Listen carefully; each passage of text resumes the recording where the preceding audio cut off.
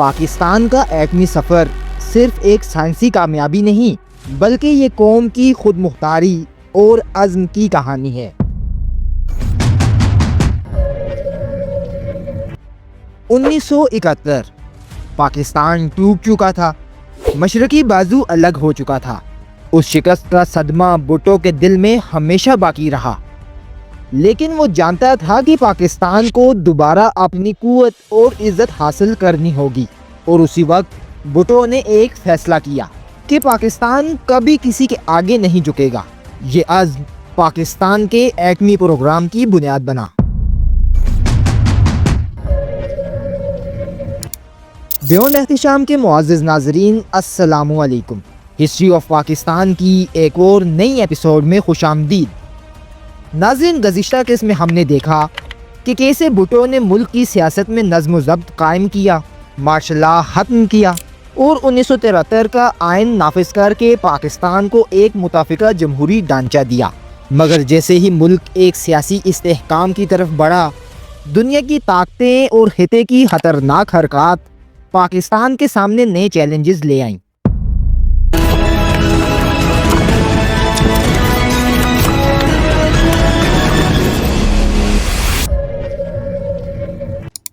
نومبر 1972 میں بھٹو صاحب نے کراچی نیوکلیئر پاور پلانٹ کو فعال کیا۔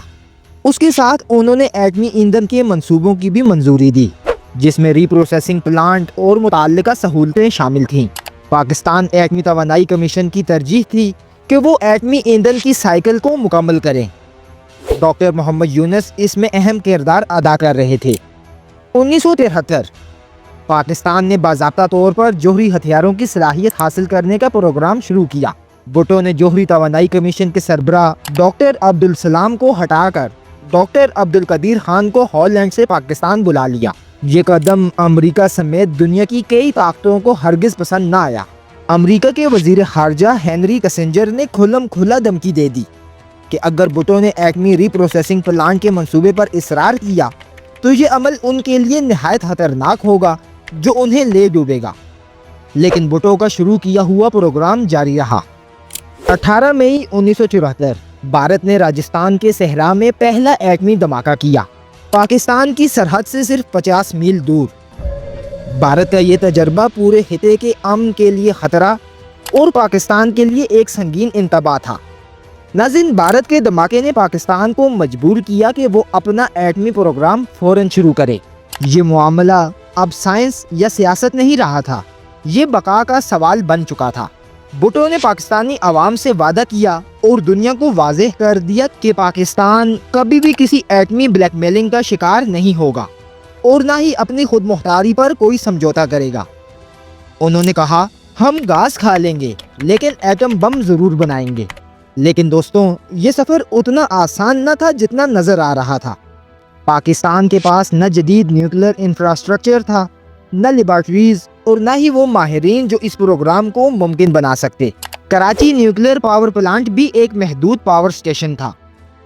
بھارت کے دھماکے کے بعد پاکستان نے جنوبی پنجاب میں پروجیکٹ 706 کے نام سے ایک خفیہ منصوبہ شروع کیا۔ یہ جگہ اس لیے بھی چنی گئی کہ یہاں قدرتی یورینیم کی بڑی مقدار موجود تھی۔ یہ منصوبہ پاکستان کے ایٹمی سفر کا سب سے بڑا راز تھا۔ اس کی رازداری کا یہ عالم تھا کہ سیٹلائٹس اور انٹیلیجنس ایجنسیاں تک اس کے بارے میں کچھ نہیں جانتی تھیں۔ یہاں تک کہ ڈی جی ہان کے لوگ بھی نہیں جانتے تھے کہ ان کے شہر میں اصل میں ہو کیا رہا ہے۔ دوستوں، مغرب کبھی نہیں چاہتا تھا کہ پاکستان جوہری ٹیکنالوجی حاصل کرے، جبکہ انہوں نے بھارت کی جوہری خواہشات کو نظر انداز کر رکھا تھا۔ کینیڈا، جرمنی اور بعد میں فرانس نے پاکستان کو ایٹمی سامان دینے سے انکار کر دیا۔ ہر دروازہ بند ہو چکا تھا، مگر بھٹو کا عزم اور عزم قوم مضبوط رہا۔ ناظرین، پاکستان اپنا ایٹمی پروگرام خفیہ طور پر چلا رہا تھا۔ دشمن بھی دیکھ رہا تھا کہ یہ چھوٹا سا ملک اپنے دفاع کے لیے ہر حد تک جانے کو تیار ہے۔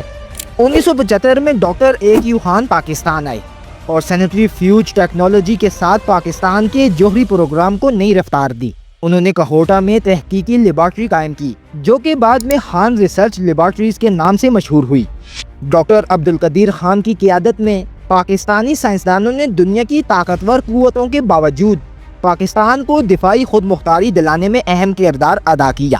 ناظرین، ایٹمی سفر کی یہ پہلی سیڑھی سائنسدانوں کی محنت اور قربانی میں ڈل گئی اور ایک چھوٹے سے ملک کو عالمی طاقتوں کے سامنے ایک مضبوط موقف دلانے کی بنیاد بنی۔ مگر جیسے ہی بھٹو نے طاقت اور ایٹمی صلاحیت حاصل کی، ان کے اقدامات، ان کے فیصلے اور ملکی و بین الاقوامی دباؤ نے انہیں تاریخ کے سب سے بڑے سانحے کے سامنے لا کھڑا کیا۔ اگلی قسط میں ہم دیکھیں گے بھٹو کی حکومت اور ان کے فیصلے پاکستان کی سیاست کو کس طرح بدل گئے اور کیسے بھٹو کی زندگی اور اقتدار انتہائی المناک انجام تک پہنچے۔ ویڈیو پسند آنے کی صورت میں ویڈیو کو لائک اور چینل کو سبسکرائب لازمی کریں اور بیل آئیکن بھی دبا دیجیے گا تاکہ اگلی قسط سب سے پہلے آپ تک پہنچ سکے۔